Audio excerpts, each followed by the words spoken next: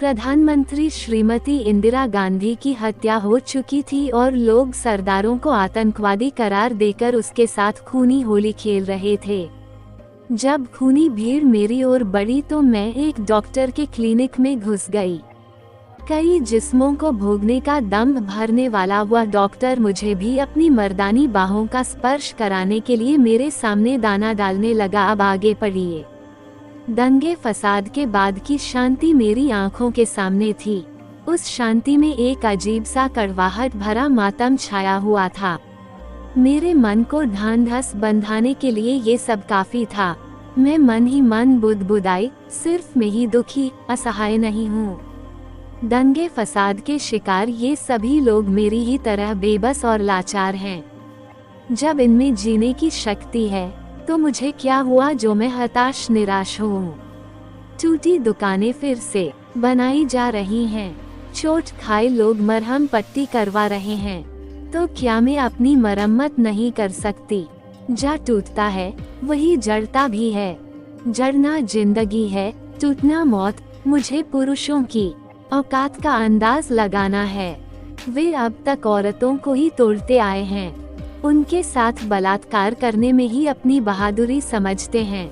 अब मैं उन्हें तोड़ूंगी, उनके साथ बलात्कार करूंगी, उनकी धज्जियां उड़ाऊंगी।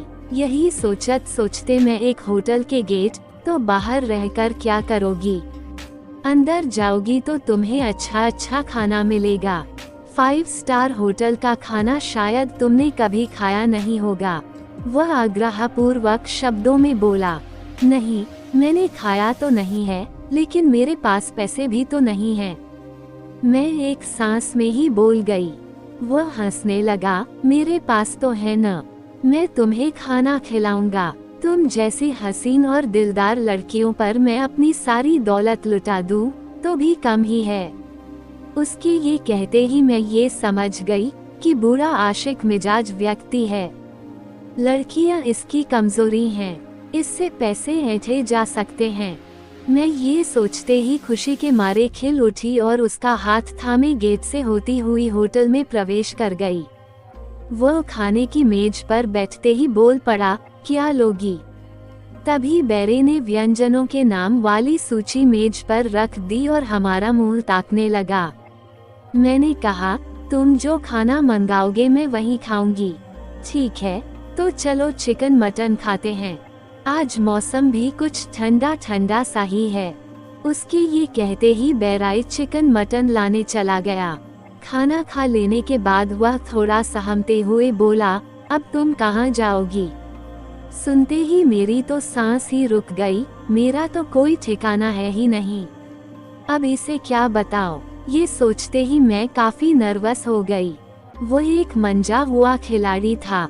मेरी ओर देखते हुए उसने फिर वही सवाल दोहराया, तो मैं रुक रुक कर बोली, मैं कहाँ जा सकती हूँ?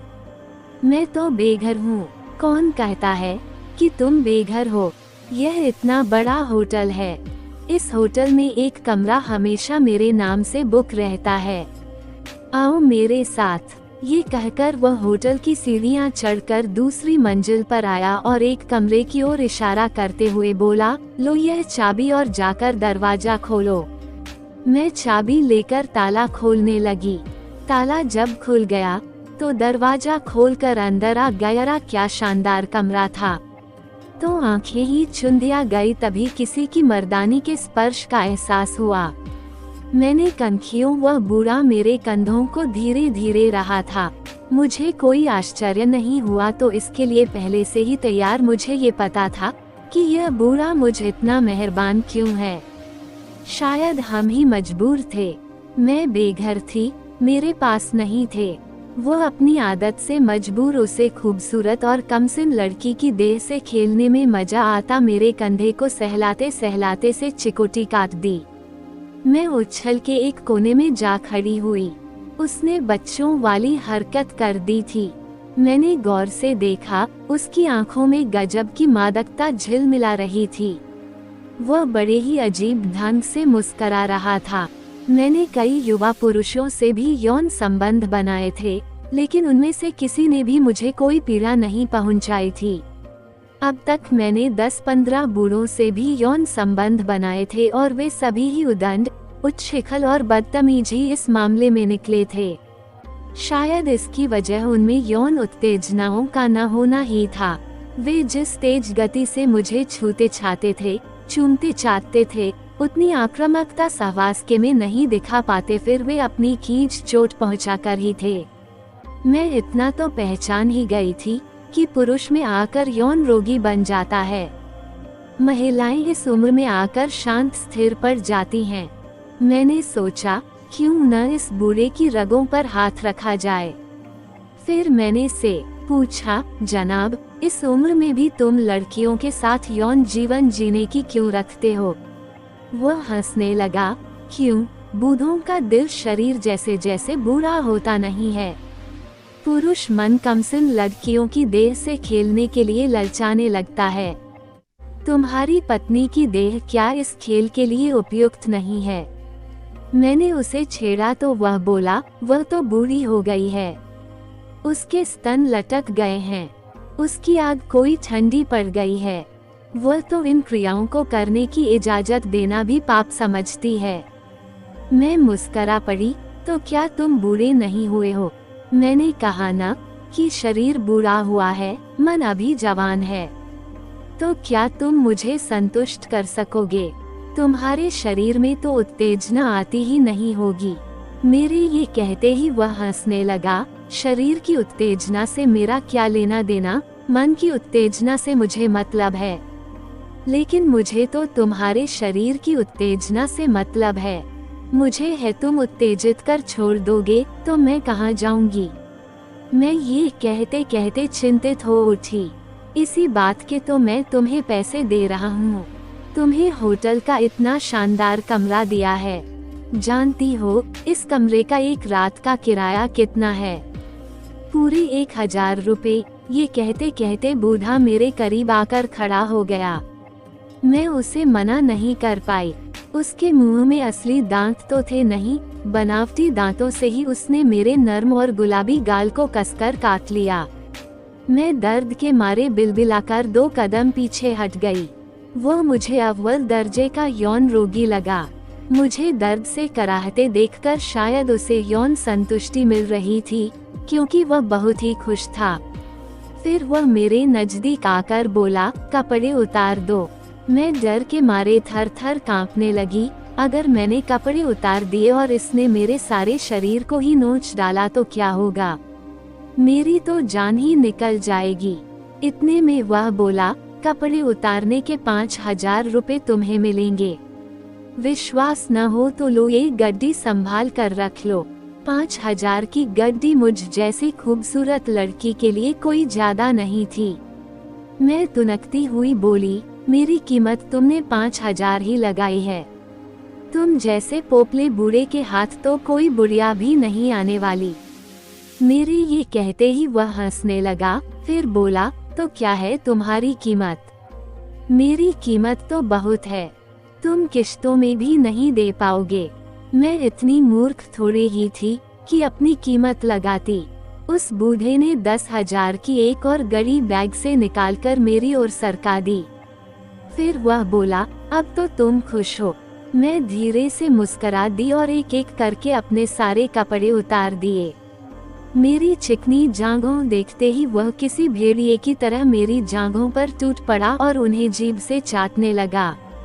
पसीने से नहाई मेरी जांघें चाटने में उसे जरा सी भी घिन नहीं आ रही थी। फिर वह मेरी छाती को पकड़कर दांतों से गुदगुदाने लगा। मैं अचानक ही सीतकार उठी। मेरे शरीर में ज्वाला सी धधक रही थी, ऐसी सेक्स की आग की ज्वाला जो उसके कांपते हाथों की गर्मी पाकर और भड़कती ही जा रही थी। तभी वह मेरी आंखों की पलकों को चाटने लगा। मैंने घृणा से अपनी सांस रोक ली, क्योंकि उसके मुंह से एक अजीब सी दुर्गंध आ रही थी। मैंने आंखें मूंदकर दूसरी तरफ जैसे ही फेरनी चाही, उसने मेरे माथे पर अपने बनावटी दांत गड़ा दिए। मैं दर्द से अचानक ही चीख पड़ी और उससे स्वयं को छुड़ाकर कराहने लगी, लेकिन वह वापस मेरे पास नहीं आया। लाल लाल आंख किए मुझे ही घूरे जा रहा था। मैंने देखा उसके मुंह पर खून लगा हुआ था, वह अपनी जीभ से आड़ी तिरछी चाट रहा था। मुझे लगा अब मेरी नहीं बचेगी, तो मैं दौड़कर बाथरूम आ गई और सिटकनी लगाकर अपने आप को संयमित करने लगी। मर्द कितना जानवर होते हैं, जब कुछ नहीं कर पाते हैं तो गुस्से में औरत को नोचना शुरू कर देते हैं। मैं ये सोच ही रही थी कि वह कमरे से बाहर हो गया। मैं ये सोचने पर मजबूर हो गई कि दुनिया की अधिक औरतें पुरुषों से पीड़ित हैं। मैं तो विवाह बंधनों से मुक्त हूँ, अपना पुरुष बदल सकती हूँ, लेकिन उन औरतों की पीड़ा की तो कोई था ही नहीं जो विवाहित हैं। पति के मुंह से शराब की बदबू आए या पान मसाले की दुर्गंध आए या फिर सिगरेट की उल्टी ला देने वाली बदबू आए, उन्हें तो बर्दाश्त करना ही होता है। इतना सोचकर मैं भी कमरे से बाहर आ गई और सीढ़ियां उतरती हुई नीचे हॉल में आ गई। इधर उधर देखा तो काउंटर पर कोई नजर नहीं आया। मैं धीरे से दबे पांव हॉल से बाहर होती हुई गेट की ओर बढ़ गई। तभी मेरी नजर उस बूढ़े की कार पर पड़ी। मेरा कलेजा धक धक करने लगा। मैंने देखा वह कार से शराब की 2-3 बोतलें निकालकर गेट की ओर ही आ रहा था। मैं गेट की दूसरी तरफ मुंह करके खड़ी हो गई। उसने मुझे देखा, वह डगमगाते पैरों सम चला गया। शायद वह मुझे के लिए शराब की बोतलें ले जा रहा था। उसके जाते ही मैं गेट से बाहर आ गई और पैदल ही सड़क पर दौड़ने लगी। मैं बुरी तरह से हौंफ रही थी।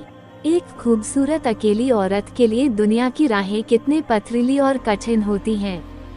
मेरा तो दम घुटने लगा था, लेकिन मैं अब उतनी परेशान और चिंतित नहीं थी। मेरे पास पूरे 15,000 रुपए थे। मैं किसी भी शानदार होटल में कुछ दिनों तक चैन से रह सकती थी। मैं उस शहर को ही छोड़ देना चाहती थी जहाँ के पुरुष बूढ़े और मानसिक रोगी थे। मेरे लिए ये कितनी हैरानी की बात थी कि अब तक मेरे संपर्क में आने वाले अधिकांश पुरुष बूढ़े ही थे। इससे यह बात तो मालूम हो ही गई कि एक कमसिन और खूबसूरत स्त्री के कद्रदान अधेड़ उम्र के पुरुष ही ज्यादा हैं। पैसे भी देने के लिए उन्हीं के पास हैं। युवा पुरुष सेक्स में संतुष्टि तो दे सकते हैं, पर पैसे खर्च नहीं कर सकते हैं। उन्हें घर पर पैसों का हिसाब देना होता है। वे पूरी तरह से घर के मालिक नहीं होते हैं। बूढ़ों का क्या, उनकी पत्नियां उन्हें घास डालती नहीं, बच्चे उनसे रुपए पैसों हिसाब लेते नहीं, पत्नी की से उपेक्षित और आर्थिक रूप स्वतंत्र बूढ़े अपनी अयाशियों पर आए दिन धन लुटाने के लिए पूरी तरह से आजाद होते हैं। मुझे धन कमाना है तो बूढ़ों को फंसाना होगा। बूढ़ों का साथ थोड़ा जोखिम भरा है तो क्या हुआ, वे मेरे हुस्न का सही मूल्यांकन तो करते हैं। तभी मैं फिर एक दूसरे होटल के सामने आ खड़ी हुई। अंदर आकर कमरे का पता किया तो एक कमरा खाली था। मैं एडवांस पैसे जमा कर होटल के कमरे में आ गई। कमरे के अंदर की व्यवस्था बड़ी ही अनोखी और लुभावनी थी। सारे आधुनिक साजो सामान कमरे में मौजूद थे। मुझे कहीं बाहर जाने की जरूरत नहीं थी।